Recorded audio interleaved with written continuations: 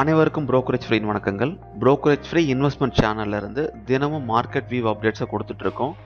மார்க்கெட்டில் இன்னைக்கு இருக்கிற பிக் நியூஸ் என்னென்ன அப்படிங்கிறத அனலைஸ் பண்ணி அந்த அனாலிசிஸ் ரிப்போர்ட்டை கொடுத்துருக்கோம். ஸோ வாங்க அது என்னன்னு பார்க்கலாம். நேற்று மார்க்கெட்டில் நடந்த முக்கிய நிகழ்வுகள் என்னென்ன அப்படின்னா, நேற்றும் மார்க்கெட் பேரிஷ் நோட்டில் முடிவடைஞ்சிருந்தது. அதாவது இறங்குமுகமாக முடிவடைஞ்சிருந்தது. ஃபாரின் இன்ஸ்டிடியூஷனல் இன்வெஸ்டர்ஸ் 676 கோடி மதிப்புள்ள ஷேர்ஸை சேல் பண்ணியிருக்காங்க. டொமஸ்டிக் இன்வெஸ்டர்ஸ் 713 கோடி மதிப்புள்ள ஷேர்ஸை பை பண்ணியிருக்காங்க. நிஃப்டி நேற்று 50 நாள் டிஎம்ஏ அந்த லெவலுக்கும் கீழே க்ளோஸ் ஆயிருந்தது. ஸோ அதனால் அது 10,700 அந்த லெவல்ஸ் வரைக்கும் போகலாம் அப்படின்னு கருதப்படுது. அதே போல் நிஃப்டி 10,860க்கும் மேலே க்ளோஸ் ஆனால் மார்க்கெட் சென்டிமெண்ட்ஸ் மாறலாம் அப்படின்னு கருதப்படுது. எக்ஸ்பர்ட்ஸ் கருதுறாங்க. நம்ம பிடிச்சி பார்க்கலாம் அந்த மாதிரி எதாவது மாற்றங்கள் எதுவும் வருதா அப்படின்னு. நிஃப்டி 10,870க்கு ஓப்பன் ஆகி 10,793க்கு க்ளோஸ் ஆனது.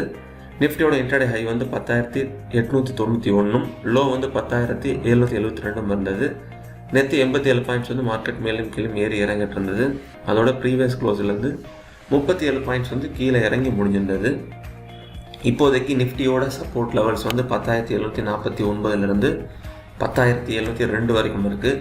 நிஃப்டியோட ரெசிஸ்டன்ஸ் லெவல்ஸ் 10,863லேருந்து 10,935 வரைக்கும் இருக்குது. பேங்க் நிஃப்டியோட சப்போர்ட் லெவல்ஸ் 26,784லேருந்து 26,675 வரைக்கும் இருக்குது. பேங்க் நிஃப்டியோட ரெசிஸ்டன்ஸ் லெவல்ஸ் 27,046லேருந்து 27,209 வரைக்கும் இருக்குது. நேற்று நிஃப்டியோட maximum call open interest 11,000 strike ப்ரைஸில் 39 லட்சம் ஓப்பன் இன்ட்ரெஸ்ட் கான்ட்ராக்ட்ஸ் இருந்தது. 11,200 ஸ்ட்ரைக் ப்ரைஸில் 28 லட்சமும், 10,900 ஸ்ட்ரைக் ப்ரைஸில் 25 லட்சமும் ஓப்பன் இன்ட்ரெஸ்ட் கான்ட்ராக்ட்ஸ் இருந்தது. நிஃப்டியோட maximum put open interest 10,400 strike ப்ரைஸில் 31 லட்சம் ஓப்பன் இன்ட்ரெஸ்ட் கான்ட்ராக்ட்ஸ் இருந்தது. 10,700ல் 27 லட்சமும், 10,500ல் 24 லட்சமும் ஓப்பன் இன்ட்ரெஸ்ட் கான்ட்ராக்ட்ஸ் இருந்தது.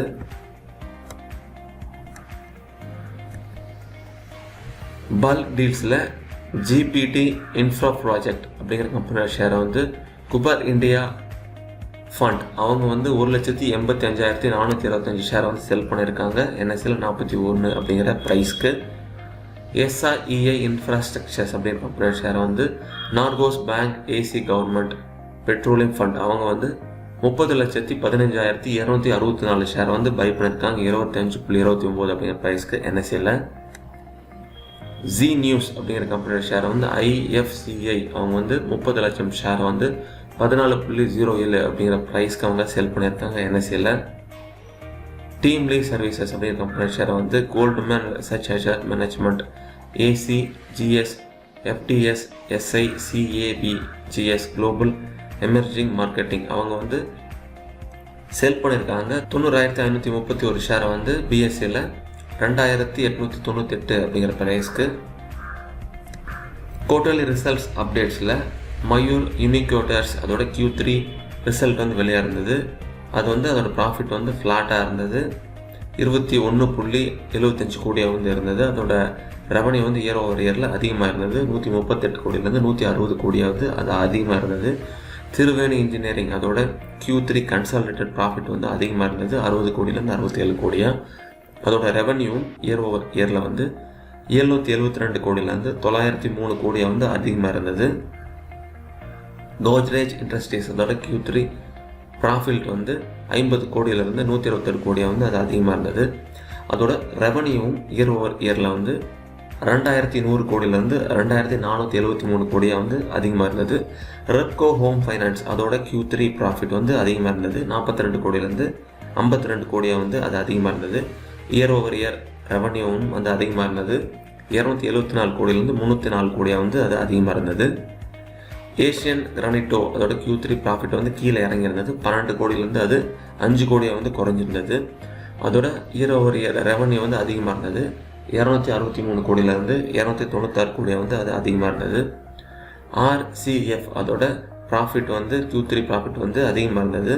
17 கோடியிலேருந்து 49 கோடியாக அது அதிகமாக இருந்தது. அதோட ரெவன்யூ 19.5% வரைக்கும் அதிகமாகி 1,964 2009 2353 கோடியாக வந்து அது அதிகமாக இருந்தது. பிஎன்சி இன்ஃப்ராடெக் அப்படிங்கிற கம்பெனியோட Q3 ப்ராஃபிட் வந்து கீழே இறங்கி இருந்தது. 93 கோடியிலேருந்து அது 47 கோடியாக வந்து கீழே இறங்கி இருந்தது. அதோட ரெவன்யூ இயர் ஓவர் இயரில் வந்து 472 கோடியிலேருந்து 727 கோடியாக வந்து அது அதிகமாக இருந்தது. குல்ஃபாயில் லேப் ஸ்டடீஸ் அதோட Q3 ப்ராஃபிட் வந்து அதிகமாக இருந்தது. 42 கோடியிலேருந்து 52 கோடியாக. அதோட ரெவன்யூ இயர் ஓவர் இயரில் 356 கோடியிலேருந்து 462 கோடியாக வந்து அதிகமாக இருந்தது.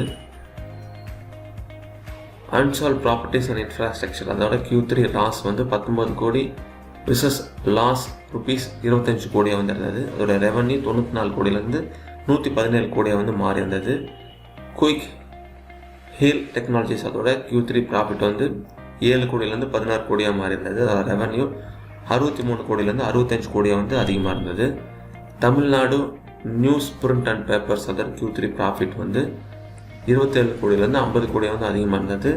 அதோட இயர் ஓவர் இயர் அதோட ரெவன்யூ வந்து 944 கோடியிலேருந்து 1103 கோடியாக வந்து மாறி இருந்தது. ரிலையன்ஸ் கேபிட்டலோட ப்ராஃபிட் வந்து 89 கோடி விசஸ் லாஸ் ருபீஸ் 603 கோடியாக வந்து இருந்தது. அதோட ரெவன்யூ வந்து கீழே இறங்கி இருந்தது.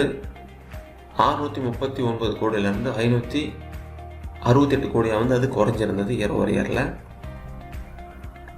HPL எலக்ட்ரிக் அண்ட் பவர் அதோட கன்சல்டேட்டட் ப்ராஃபிட் வந்து 8.8 கோடியிலேருந்து 6.6 கோடியாக வந்து அது கீழே இறங்கியிருந்தது. ரெவன்யூ வந்து 276 கோடியிலேருந்து 259 கோடியாக கீழே இறங்கியிருந்தது. NBCC இந்தியா அதோட கன்சல்டேட்டட் ப்ராஃபிட் வந்து 68 கோடியிலேருந்து 83 கோடியாக வந்து அது அதிகமாக இருந்தது. அதோட ரெவன்யூ இயர் ஓவர் இயரில் 1886 கோடியிலேருந்து 2438 கோடியாக வந்து அது அதிகமாக இருந்தது. நேற்று ப்ரைஸும் அதிகமாகி ஓப்பன் இன்ட்ரெஸ்ட்டும் அதிகமான லிஸ்ட் ஆஃப் ஷேர்ஸ் பார்த்துட்டு இருக்கீங்க. லாங் பில்டப்பில் இருந்தால் ஷார்ட் டேர்மில் ப்ரைஸ் வந்து மேலே போகும் அப்படின்னு நான் அறிகுறி சொல்லும். அதில் இந்துஸ்தான் யூனிலீவர், TCS, விப்ரோ இதெல்லாமே வந்து இருந்தது. மற்றது எல்லாமே 1% கீழே தான் சேஞ்சாக இருந்தது. லாங் அன்வைண்டிங்கில் ப்ரைஸும் கீழே இறங்கி ஓப்பன் இன்ட்ரெஸ்ட்டும் கீழே குறைஞ்ச லிஸ்ட் ஆஃப் ஷேர்ஸ் பார்த்துட்டு இருக்கீங்க. லாங் அன்வைண்டிங்கில் இருந்தால் ஷார்ட் டேர்மில் அதோட ப்ரைஸ் வந்து கீழே இறங்கும் அப்படின்னு அறிகுறி சொல்லும். அதில் பர்சன்டேஜ் சேஞ்ச் ஓப்பன் இன்ட்ரெஸ்ட்டில் Axis bank, Bharti Infratel, Kotak Mahindra bank, Sun Pharma, Titan company, Vedanta இது எல்லாமே வந்து 7லேருந்து 1% வரைக்கும் இருந்தது. ஷார்ட் பில்டப்பில் ப்ரைஸ் கீழே குறைஞ்சி ஓப்பன் இன்ட்ரெஸ்ட் அதிகமான லிஸ்ட் ஆஃப் ஷேர்ஸ் பார்த்துட்டு இருக்கீங்க.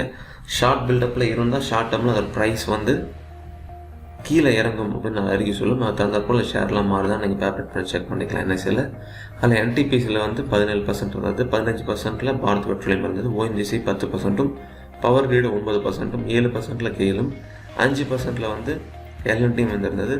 3% ஹீரோ மோட்டார் காப்பு, அப்புறம் ரிலையன்ஸ் இண்டஸ்ட்ரீஸு, ஸ்டேட் பேங்க் இதெல்லாமே 2% இருந்தது.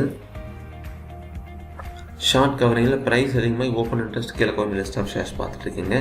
ஷார்ட் கவரிங்கில் இருந்தால் ஷார்ட் டேர்மில் அது ப்ரைஸ் வந்து மேலே போகும் அப்படின்னு அறிக்கை சொல்லும். அதில் Adani ports India housing finance, Tata motors, HDFC bank, Bajaj fin services, UPL இதெல்லாமே வந்து இருந்தது. 6% 1% வரைக்கும் கீழே.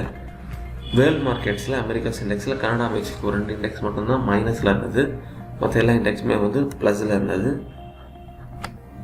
யூரோப் இண்டெக்ஸ் எல்லா இண்டெக்ஸுமே வந்து ப்ளஸ்லேயே வந்து முடிஞ்சிருந்தது.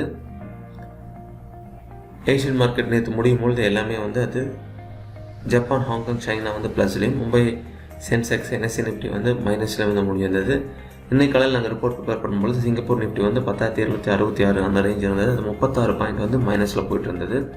ஸோ நிஃப்டி வந்து அதோட 50 நாள் DMA வந்து அதுக்கும் கீழே வந்து போயிட்டு இருக்கிறதுனால எக்ஸ்பர்ட்ஸ் வந்து 10,740 அந்த ரேஞ்சு வரலாம் அப்படின்னு சொல்லியிருந்தாங்க. நான் பொறுத்து வந்து பார்க்கலாம் அந்த ரேஞ்சு வருதா அப்படின்னு. ஜீரோதாவில் புதுசாக ஜீரோதா ஸ்ட்ரீக் அப்படிங்கிற அல்கோ ட்ரேடிங் பிளாட்ஃபார்மை வந்து இன்ட்ரடியூஸ் பண்ணியிருக்காங்க. இந்த அல்கோ ட்ரேடிங் பிளாட்ஃபார்ம் மூலிமா உங்களால் ப்ரோக்ராமிங் கோட் எதுவும் இல்லாமல் அல்கோ ட்ரேட் பண்ணிக்க முடியும். அதாவது ரொம்ப சிம்பிளாக கிரியேட்டு, பேக் டெஸ்ட்டு, டெப்ளாய் அப்படிங்கிற அந்த 3 ஸ்டெப்பில் உங்களால் அந்த அல்கோ ட்ரேடை பண்ணி முடிச்சிட முடியும். இதுக்கு முன்னாடி நீங்கள் அல்கோ ட்ரேட் பண்ணணும்னா அதுக்குன்னு நீங்கள் தனி பிளாட்ஃபார்ம் தேவைப்படும். டேட்டா வேறு எங்கேயாவது இருந்து நீங்கள் வாங்க வேண்டியது இருக்கும். பட் இந்த ஜீரோதா ஸ்ட்ரீக் பிளாட்ஃபார்மில் அந்த மாதிரி எதுவும் தேவைப்படாது. இந்த ஜீரோதா ஸ்ட்ரீக் லிங்க் வந்து கீழே டிஸ்கிரிப்ஷனில் கொடுத்துருக்கோம். அதை நீங்கள் கிளிக் பண்ணி உங்களோட கைட்டோட ஐடியும் பாஸ்வேர்டும் கொடுத்து 7 நாள் ஃப்ரீ ட்ரையல் வெர்ஷன் நீங்கள் யூஸ் பண்ணிக்கலாம். இந்த 0 Hours Streak free trial and demo உங்களுக்கு வேணும்னா நீங்கள் கீழே டிஸ்கிரிப்ஷனில் இருக்க நம்பர்ஸ் கூப்பிட்டு நீங்கள் அந்த டெமோவை வந்து நீங்கள் தமிழில் ரொம்ப சுலபமாக நீங்கள் வாங்கிக்கலாம். புரோக்கரேஜ் ஃப்ரீயின் சார்பாக இந்த நியூஸை வழங்கியது பிரபாகரன். மேற்கொண்டு நான் சொன்ன இந்த ஸ்டாக்ஸில் எனக்கு எந்த ஹோல்டிங்ஸும் இல்லை அப்படிங்கிறதையும் தெரியப்படுத்திடுறேன். மேலும் நாளை இதேபோல் பயனுள்ள செய்திகளுடன் உங்களை சந்திக்கிறேன். மிக்க நன்றி.